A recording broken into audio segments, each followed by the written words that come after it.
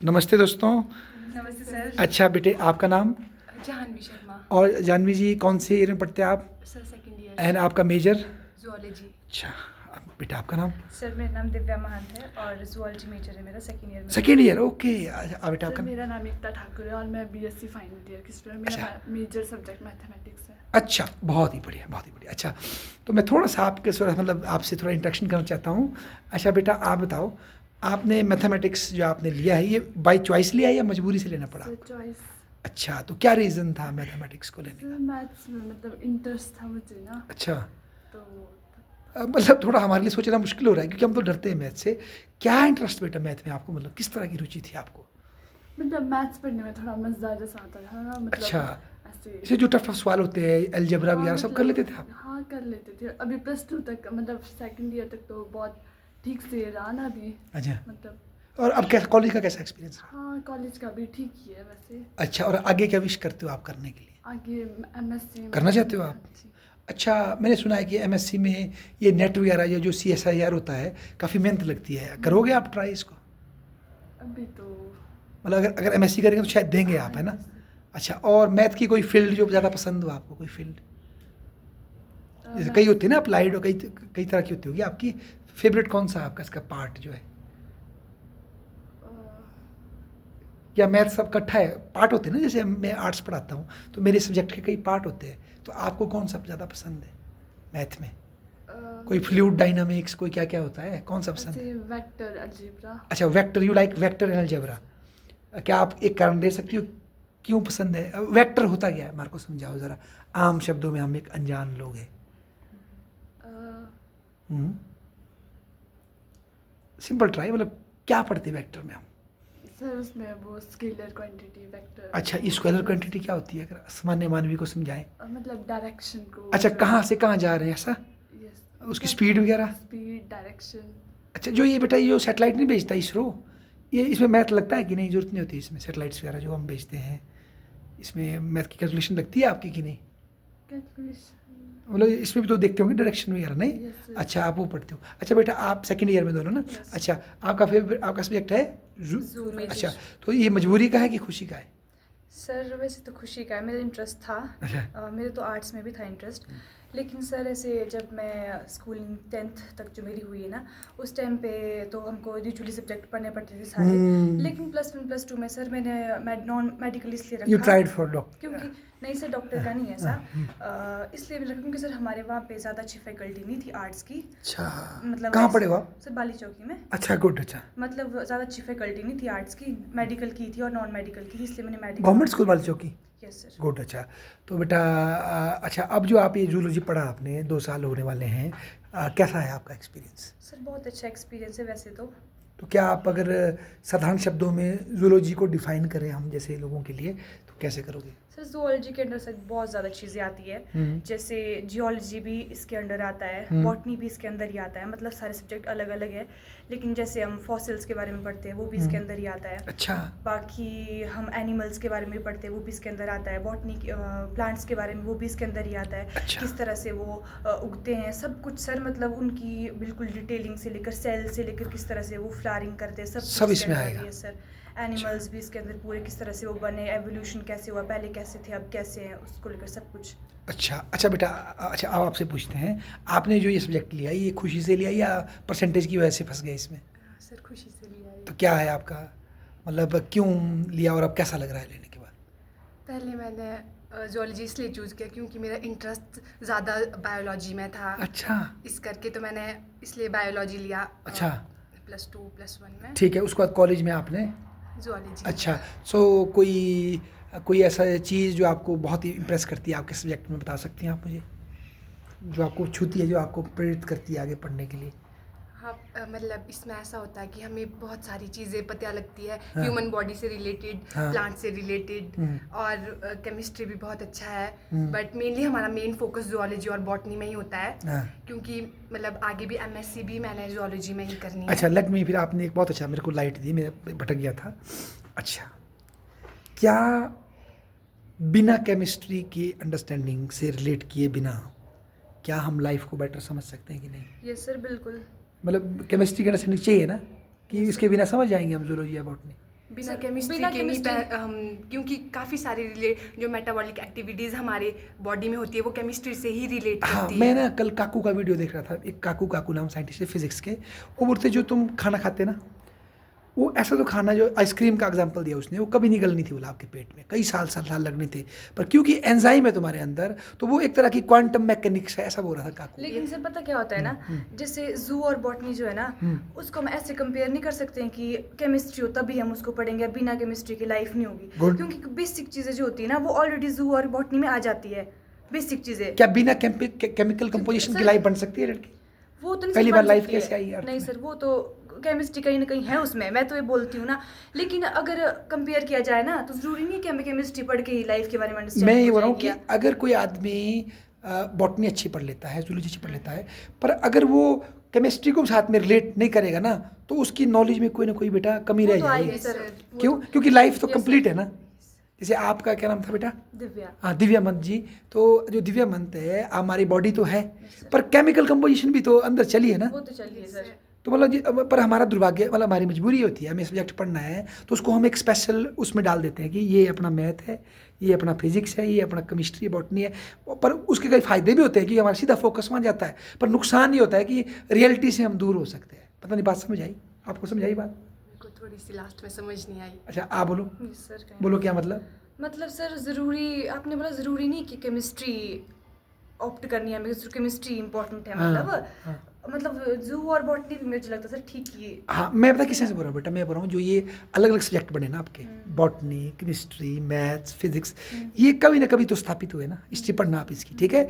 तो पहले इकट्ठे पढ़ते थे हम इसको, उससे फ़ायदा ये हुआ कि हम ज़्यादा फोकस कर सके विषयों पर अगर आपने हाल ही के नोबेल पुरस्कार देखे होंगे ना, मैं अपनी बात नहीं, देखो आप, वो हमेशा आजकल इंटरडिसिप्लिनरी मिल रहे हैं नोबेल पुरस्कार, देख लेना आपने, जो बायोमेडिसिन के उसमें केमिस्ट्री भी घुस जाता है, और वो कुछ फिजिक्स वाले में कोई और घुस रहा है, क्योंकि क्या है कि कहीं ना कहीं रियलिटी जो इंटरलोपिंग है ना बेटा, हमारी बॉडी का बायोलॉजिकल भी स्ट्रक्चर है, साथ में केमिकल भी तो है, और अगर हमें सत्य को प्राप्त करना है तो सभी विषयों का हमें इकट्ठा करके क्या होना चाहिए, नॉलेज। मतलब नॉलेज होना चाहिए ना। जैसे फिजिक्स में आजकल बात चल रही है क्वांटम कॉन्शियसनेस की, तो कॉन्शियसनेस तो हम ह्यूमन से रिलेट करते हैं ना, लिविंग से रिलेट करते हैं ना, पर ये तो नॉन लिविंग है। जो डिवीज़न है साइंस में लिविंग और नॉन लिविंग का, तो उसके बीच में भी लोग मतलब घुसने की क्या कर रहे हैं, आप कोशिश कर रहे हैं। तो मतलब हमें दूसरे विषयों के प्रति भी क्या रहना पड़ेगा, एक्टिव रहना है पड़ेगा ना, सब चीज़ों जोड़ के देखना पड़ेगा। नहीं, जैसे फॉर एग्जांपल जैसे सेल है, सेल बॉडी का कोई भी सेल, उसको डिफाइन कर सकते हैं आप? सर सबसे छोटी यूनिट होती है ये, और चाहे एनिमल्स हो चाहे ह्यूमंस हो, वो बनते सेल से, उसके बाद ही उनका मतलब डेवलपिंग। ठीक है, ये तो आपने ह्यूमन से जोड़ के दिखा दिया। अगर सेल की कंपोजिशन पे जाएं तो वो क्या है, एटम। किससे बनता है सेल, क्या है उसमें? सेल मतलब बॉडी का सेल क्या है उसके अंदर? जैसे जो बॉडी का सेल है उसमें मतलब काफ़ी जैसे डीएनए आरएनए हाँ। वगैरह हमारे उसी से वो क्या है, डीएनए आरएनए क्या होते हैं वैसे? वो न्यूक्लिक एसिड है। ठीक है, जो वो मतलब केमिकल में आ गए ना वो भी। हाँ, ठीक केमिकल है, में, अच्छा उसमें केमिकल प्रॉपर्टीज ही होती है। अच्छा। और उस छोटे सेल से ही जो डीएनए वगैरह एप्लीकेशंस वगैरह हमारी बॉडी में होती है, उसी से हमारी मेटाबॉलिक एक्टिविटीज़ वो इन्वॉल्व होती हैं उसमें। वाह वाह। अच्छा, एक और बात, एक कुछ टाइम पहले एक चला था ह्यूमन जीनोम प्रोजेक्ट टाइप चला था कि भाई ह्यूमन की जीन फाड़ फाड़ के ना हम उसकी पूरी बीमारी बता देंगे, यस। पर आजकल थोड़ा वो हो रहा है फ्लॉप शो, क्योंकि ये लग रहा है कि भाई कई जीन ऐसी होती है जो दिखती नहीं है पर वो बाहर निकल जाती है। तो क्या आपको लगता है कि अगर हम जीन्स की पूरी स्टडी सीक्वेंसिंग कर ले लोगों की, तो हम उनकी पूरी बॉडी को समझ लेंगे, या जीन को पूरी तरह समझा जा सकता है, तोड़ तोड़ के पूरा पढ़ लेंगे उनको सीक्वेंस करके, या जीन में कुछ छुपा हुआ भी है, क्या लगता है? जीन्स को समझा जा सकता है पर उसकी स्टडी बहुत टफ है, क्योंकि जीन हमारा मतलब बहुत ही छोटा पार्टिकल है, जो डीएनए के भी मतलब जो हमारे क्रोमोसोम है उसमें होता है। अच्छा। और फिर जीन के भी अंदर उसका छोटा पार्ट, उसको जीनोम बोलते हैं। फिर अच्छा। उसको स्टडी करना बहुत टफ है, बट उसको किया जा सकता है अगर काइंड हमने ऑफ कर भी बहुत दिया है आजकल साइंटिस्ट ने, बस अच्छा। लगी है स्टडी अभी इसमें, अच्छा। और कर भी दी कई क्या चीज़ें। आपने इसके विषय में कोई लेटेस्ट कोई नेट में देखा, कोई ब्लॉग में जो साइंस डिस्कस कर रहे हैं साइंटिस्ट इस टॉपिक पे है? कोशिश करनी चाहिए। अच्छा, आपके फेवरेट आजकल के वो कौन है, बायोलॉजिस्ट या इस तरह के कौन है फेवरेट बायोलॉजिस्ट? हाँ, एक वो मैं उनका नाम भूल गया, उन्होंने डार्विन की थ्योरी को चैलेंज कर रहे हो, और एक और थे देखो जो सेल्फिश जीन की थ्योरी किसने दी थी, selfish gene, selfish gene, selfish जी।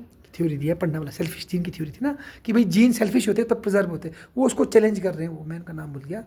मतलब बेटा साइंस में भी डिबेट चली इस टाइम बड़े विद्वानों के बीच में, है ना। चलो अब आप दोनों थोड़ा पल्ला भारी हो गया, थोड़ा सा इनसे लेते थोड़ा सा। अच्छा बेटा मैथ्स में आप ये बताओ कि हम आम आदमियों को मैथ इतना मुश्किल क्यों लगता है? सर हमें लगता है कि वो मतलब उसकी जो कैलकुलेशन वगैरह मतलब वो टफ लगती है ना। tough लगती अच्छा एक क्वेश्चन मैं और पूछता हूँ आपसे, कुछ मैंने 2 आपके और भी सीनियर थे, मितेश और कुछ मैंने उनसे पूछा था, एक बार उनका इंटरव्यू लिया था कि जो ये मानो x की आयु इतनी, मानो इतनी और उत्तर बढ़िया हो जाता है, ये कैसे करते हैं आप लोग? मतलब एज्यूम करते हैं ना हाँ। कि मतलब एक्स माना तो बाद में फिर उसकी हाँ value निकालना। असम्पशन से ही कर लेते हैं, ये क्या कमाल है। तो अच्छा और एक और प्रश्न है मेरा, जो ये a² + b² इस तरह के फार्मूले सिखाते हैं आप, ये क्यों करते हैं आप ऐसे काम? इसका क्या फ़ायदा है हमें? ये तो मतलब क्वेश्चंस में यूज होते हैं। यूज़ होते हैं, पर ये किसने सोचे होंगे, कितना दिमाग है नहीं, जिस विद्वान ने सोचे होंगे। अच्छा एक थे रामानुजन, जानते हैं आप, सर क्या कंट्रीब्यूशन था उनका? सर उन्होंने ये मैथ्स में मतलब हाँ हाँ, कौन सी थ्योरी दी थी मुझे पता नहीं है, और आजकल बोलते हैं उनका बड़ा महत्व बढ़ रहा है, क्यों, सुना है आपने सर रामानुजन? और आपके फेवरेट मैथमेटिशियन कौन है इस टाइम? आर्किमिड आर.के. मीड आर्किमिडीज के पुराने वाले, जिसने वो नींद में जो यूरेका कर रहा था, वो वाला तैरने का सिद्धांत निकाला, वो है आपका? अच्छा थेल्स भी तो कई पुराने। नया कौन है इंडिया में, कौन है फेवरेट आपके मैथमेटिशियन? नया कोई नहीं है, अच्छा चलो ठीक है। अच्छा अगर आपका कोई स्टूडेंट्स को मैथ्स पढ़ने के लिए कोई वो संदेश, कैसे करें? मैथ्स में कुछ अगर कोई जिससे आपको मोटिवेट करता होगा, जब आप मैथ पढ़ती होंगी, कैसे पैदा करें रुचि मैथ में? मतलब जब आपका इंटरेस्ट होगा मैथ्स पढ़ने में तो हम्म। पर वो मतलब वो इनवॉन नहीं होता है फिर, है ना, वो प्राप्त मतलब खुद से ही खुद से ही होता है। अच्छा ठीक है, चलो लास्ट में आपका कोई संदेश, ये जो कॉलेज की जो अभी आपके पास तो भी 1 साल और भी है, इसके बाद क्या करना सोचा है आपने? एमएससी करना सोचा। एमएससी, अच्छा ठीक है, और उसके बाद उसके बाद पहले नेट टीचिंग लाइन में जाना चाहते हैं आप? अच्छा क्यों, बच्चों को धमकाना है आप? नहीं, बच्चों को बेटर वे में पढ़ाना है। अच्छा तो पढ़ाने के लिए हमें उन्हें झलकाना पड़ेगा, डिसिप्लिन टाइप, या एक फ्रेंडली रिलेशनशिप होना चाहिए? Friendly relationship.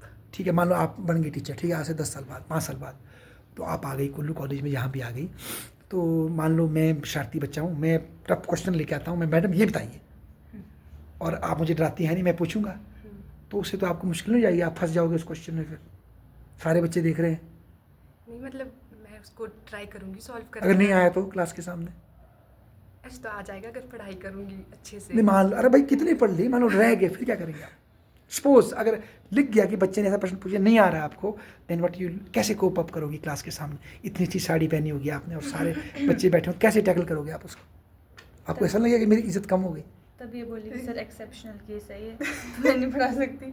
आप बोलो क्या करना चाहिए ऐसे में, अगर ऐसा कोई बच्चा आ गया, मैथ की टीचर हैं आप, और ऐसा प्रश्न आ गया, आपको नहीं आ पा रहा है, हाउ विल यू हैंडल? सब बच्चे देख रहे हैं अपनी महान मैडम को, तो मैं उससे बोलूँगी कि मुझे भी उतने से अच्छे से नहीं आया, तो कल अच्छे से प्रिपेयर करके उसको अपना भी उसमें मतलब उस कॉन्सेप्ट को क्लियर करके कल उसे अच्छे से बताऊँगी। गुड, समझे आप कि एक टीचर बनने से पहले हम स्टूडेंट होने चाहिए, और यदि हमें बच्चे की क्वेरी हम नहीं सॉल्व कर पा रहे, तो उसको स्वीकार करने में क्या झंड है? क्या ये सारा मैथ हमने बनाया है? क्या सारी जूलॉजी हमने बनाई है? हमसे पहले कितने महान विद्वान हैं, और हमारी कमिटमेंट अपने को क्लास में महान दिखाने के बजाय ज्ञान की होनी चाहिए ना, सर्च की होनी चाहिए ना, क्योंकि सर्च की तो कोई लिमिटेशन नहीं तो उससे पता क्या होगा, टीचर बन के उस महंगी सी साड़ी में चश्मे में हमारा ईगो डेवलप हो सकता है, और फिर उससे क्या होगा, हमारे सीखने में एक दीवार पैदा हो जाएगी, और बच्चे चाह के भी हमसे क्वेरी नहीं कर पाएंगे, है ना। तो रियल रिस्पेक्ट से थोड़ी आएगी बेटा, वो तो sir. नॉलेज की कमिटमेंट से आएगी नहीं। अच्छा आप किस फील्ड में जाएंगे इसके बाद? सर मास्टर्स करनी है अभी, और उसके बाद?